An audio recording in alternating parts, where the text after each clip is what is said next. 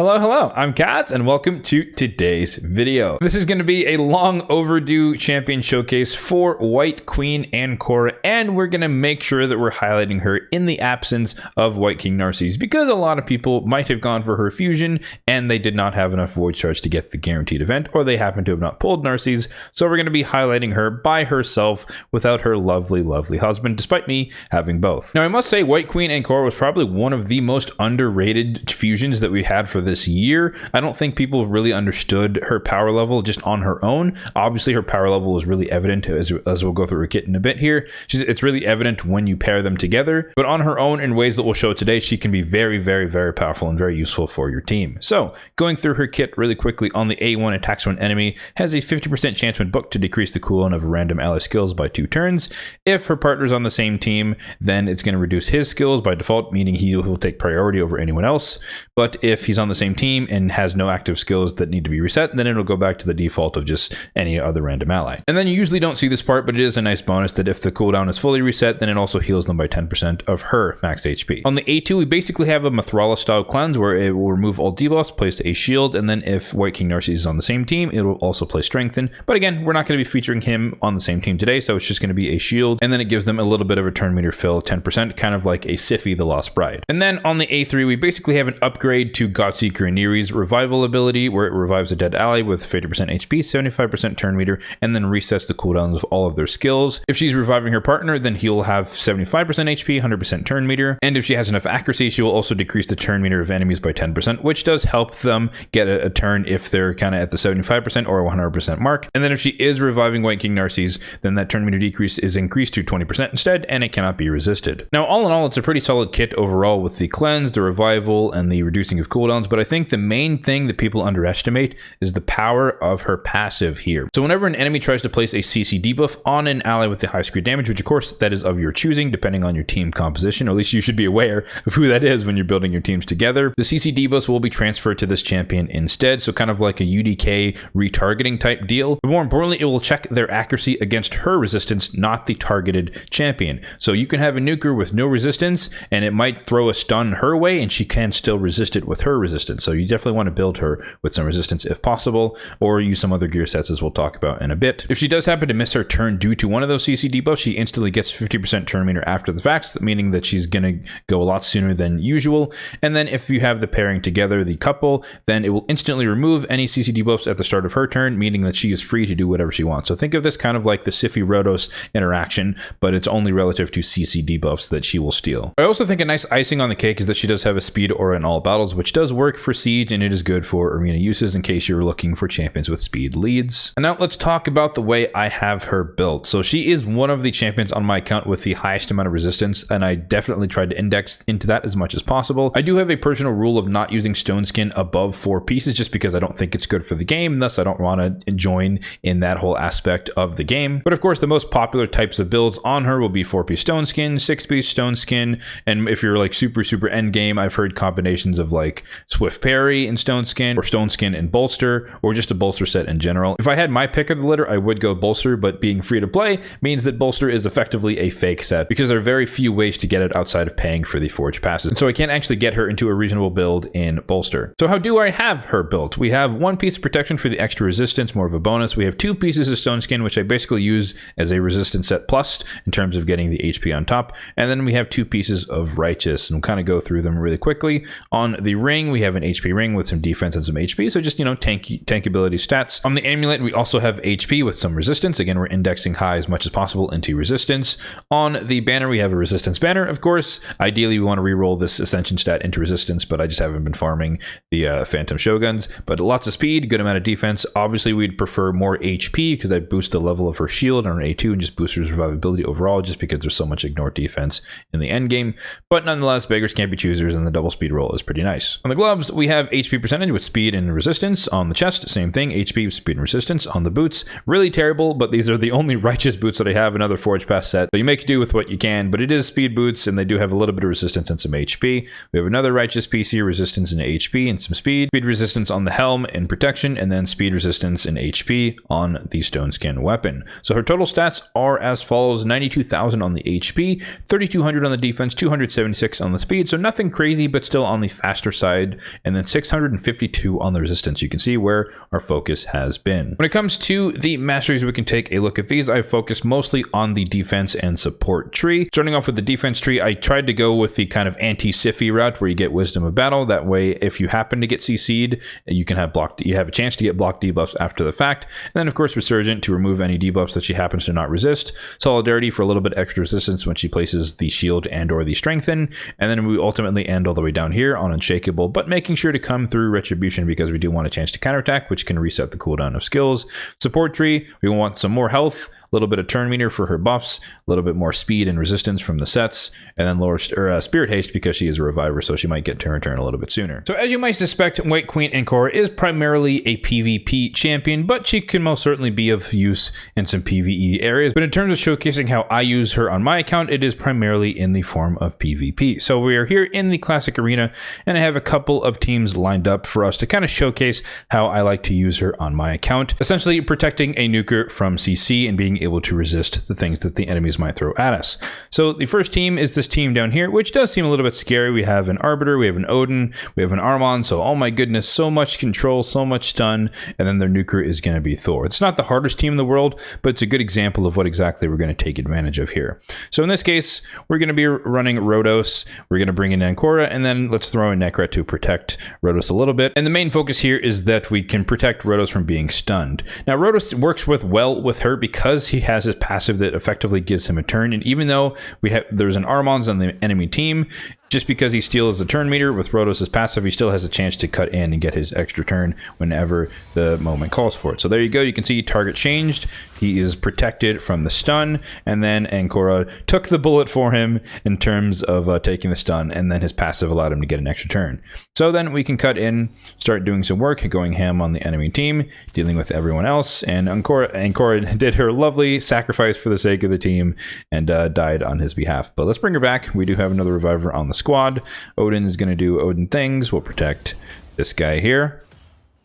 And then slowly but surely we can whittle them down by just getting a few turns. But again, the main thing here is that we don't have to worry about someone just one-shotting our nuker. We don't have to worry about them being permanently CC'd and not being able to do anything about it. And that is the power of just her passive. So she didn't really have to do anything. The revive is a nice thing. We might see that in other fights. But the main thing here is that we're just protecting our nuker and who we choose by either having one nuker in the team or just whoever happens to have the highest crit damage on your squad. We're protecting them from CC. We don't have to worry about anything that an enemy might do, including an enemy Armons. Another great example is using her against a Siphi, because we all know the bug zapper that Siphi has on her Ahoan, and this is effectively another way of kind of using it the same way that a UDK would do it, where that she goes to try and A1 the nuker, and she cannot sleep them because Ankora is going to take it on her behalf. Now we're also adding in the fact that we do have block debuffs, but regardless, you can see their target changed. So if we didn't have block debuffs on the team, then it wouldn't matter because she would be protected by the Ankora passive. And again, Ankora doesn't really have to do anything else, which is why it's very popular to put her in 2-turn Stone Skin. A lot of people like doing that because essentially she just sits there and steals CC while she literally cannot be CC'd herself, which is a very strong way to go about running her on your account. Now, just to make sure that we don't actually lose this fight, I am going to take over with Galather here and make sure that we can actually do some stuff and take them out. We're just using Wixwell because he is an increased defense champion and he is quite fun to use, at least in my opinion. But yeah, we're just going to make sure that we can start to do a little bit of damage. Obviously, we're going to activate Sigfrin's passive here, but we managed to, luckily, I guess, keep Arbiter alive for the time being. We'll just do a little bit of CC, bide our time, wait for the block damage to run off. I was hoping Wixwell would get the provoke there. He did not. We'll just keep waiting. We're not going to kill Arbiter. She doesn't have a revive, so I don't really have to worry about that. But again, point proven is that she can take the A1s in place, or just like a UDK can take the A1 from a Siphi, for example, on your team. So it's a pretty strong way to combat that if you happen to be very, very annoyed or overwhelmed by the Siphi Bug Zapper A1. Now we're here in Tag Team Arena, basically showcasing the same thing. She's going to be highlighted on Team 3, so I'll cut to that fight when we get there. But essentially the same thing here here, we're going to be able to dodge the stun from the Odin, we're going to be able to dodge any freezes from the Tormund, and we're going to be able to dodge any A1s from the Siphi. All right, so here we are in fight number 3, where they are guaranteed to go first. They can do all the nastiness they want in the world, and we are completely immune. So now, another good thing relative to Tormund is that even though we might not have block debuffs on the team, in this case we do have Pythion, but even if you don't, it doesn't really matter. You can still bypass his freezing passive. You never really have to worry about it at all whatsoever, just because he can, whoever your nuker with the highest crit damage is can never ever be frozen, which is a really, really strong capability here. So hopefully we should be able to round this out. I don't think their main nuker here of concern, which I guess is Tormund. I'm not really sure who the real DPS on this team is, or maybe they're just hoping that Odin can start one-shotting people, but I digress. There we go, dodging the Siphi thing with her A1 there, so that is a nice showcase of that. We might get Odin's passive here on this one. Yeah, that's unfortunate. Maybe we can get some extra turns? Not quite. Unfortunate. But yeah, so we can dodge basically everything that they can do. Doesn't really matter. No sleeps, we get no stuns, we get no freezes, nothing to worry about here, and we can just kind of deal with their team. Obviously, you know, Rhodos is a very specific example of this application, but it is very, very useful nonetheless, just to have her passive there. So again, I don't typically use her as the sole reviver on a team, just because she unfortunately has no way of healing herself, but I do like to run her as a secondary champion who can just be there as a stand for any and all CC debuffs on whichever nuker I happen to choose for that particular fight. Then as a bonus, we can do one quick live arena battle just to see her in action once again. I probably will lose this because I do have a fairly low win rate when it comes to live arena. I think I'm somewhere in like the upper 50s, mid 50s percentage. So basically a coin toss whether or not I actually win any given fight, but I do use her a lot in live arena as well. So we do get to pick first, which means unfortunately by default we do have to go with the Armands because we don't really want that in the battle. But nonetheless, unless they happen to steal or counter with exactly that, then we get to use her. So honestly, we didn't even talk about her being able to reset on the A1, which can be a decent counter. It's not the best way to counter, it's not the most reliable way to counter, but it is a way to counter lockout champions. So we don't always have to be afraid of lockout, because potentially she can just counterattack or just attack with the A1 and still be able to deal with any type of lockout going on. So in this case, I probably will gamble a little bit and leave the Warlord in because I just don't like dealing with Siphi, and we'll just kind of play it and see if we can get away with things. So I am going to gamble as well that they won't go UDK, but we'll see. We'll try and whip out the Rhodos. And I guess I'll mention here that I did manage recently, like literally yesterday, to get Rhodos into 6-piece of Merciless. So if you guys are keen to see a dedicated showcase on him, let me know in the comment section down below if you want to see my supercharged Rhodos 6-star awakened and 6-piece Merciless set doing crazy things in the arena, which I've already definitely witnessed. But I digress. So once again, or I guess in this case I think they banned Armands. So we do have Ankora here, and in this composition, I believe Rhodos has more crit damage, so he's the one who's going to be protected. We don't really care about the lockout, just because it's unfortunate, but oh, I guess Narses has more crit damage. I lied.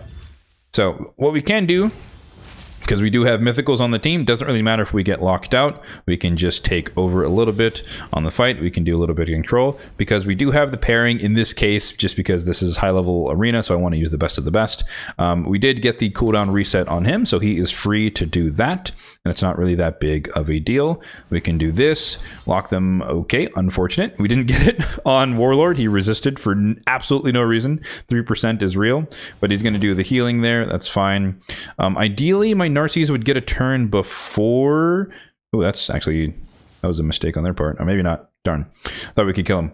But hopefully Narses gets a turn before the Wukong. I guess it's not going to be the case, but he can easily just kill... Okay, that was a mistake. Well, what he should have done there is probably kill... I don't know, kill Ankora, or kill... what's his name? Galathir. But unfortunately, or I guess thankfully, he didn't, so we can definitely start dealing damage.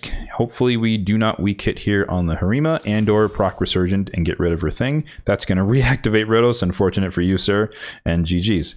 But yeah, just, you know, in that case, Narses does have the higher amount of crit damage, and so he was able to dodge the freeze from the Gurgo, so that wasn't a problem. And then we happened to get lucky with the reset cooldown on Ankora's A1, so he was ready to go as soon as he got his turn, just based on that, despite being locked out by the Warlord. So that's another great example of how you can use her in PvP. Again, this happened to be a Narses combination because, again, this is live arena. I want to use the best of the best and try and win. But if it had not been him that had these cooldowns reset a little bit, it could have been Rotos, it could have been Galathir, it could have been whoever else was on the team. In terms of other areas where you can use Wight, Queen, and Ankora outside of the direct PvP arenas is, of course, Faction Wars. You know, she's a reviver. She pairs well with Narses, of course, who's a damage dealer. She can reset his big AoE for every wave, which makes him very, very easy to start clearing through things. And I honestly probably will rework my Faction Wars team to kind of just do like a easy, like back-to-back one-shot with a Renegade. I've been thinking about doing that, but I digress. Not really that useful in the clan bosses, but she can be good as like your first team, your normal team or your hard team for Hydra, just because, again, she can be built with high resistance. She could be your cleanser, protector with the shield, and help you deal with the Head of Torment and or the Head of Blight. She can most certainly do a similar job in the Cursed City, just being a support on any stage where she is applicable, just protecting your team, being the cleanser, stealing some CC debuffs again from your nukers and whatnot. And then, of course, Siege, which is basically still PvP, but of course you can limit your restrictions to Knight Revenants only or supports only or something like that if you happen to have like a mythical kind of cheese team, but you can still fit into that team and do some work to support your team, protect your nuker. So there you have it. That is my showcase for Wight, Queen, and Ankora, mostly by herself. We did have a little bit of a Narses show up there by the end, but nonetheless, I think I highlighted predominantly how you can use her kit, even on her own, to basically just dodge CC debuffs, be a high resistance tank, kind of like a UDK, anti-Siffy, good against Torments, good against Odin, who's very, popular nowadays. Armon's decent counter as far as stealing the stun. That way you don't have to miss your turn when you actually if you ever get a turn. Be sure to stay tuned for the next poll on my community tab page, which will be asking you guys to decide which champion you'd like to showcase next, because I do leave it up to you guys within the realm of the options that I offer you guys to choose from. As always, if you did find this video helpful, then be sure to hit that like button down below. It really does help out the channel. And also feel free to subscribe to the channel if you are enjoying the content. Thanks for watching and have a good one.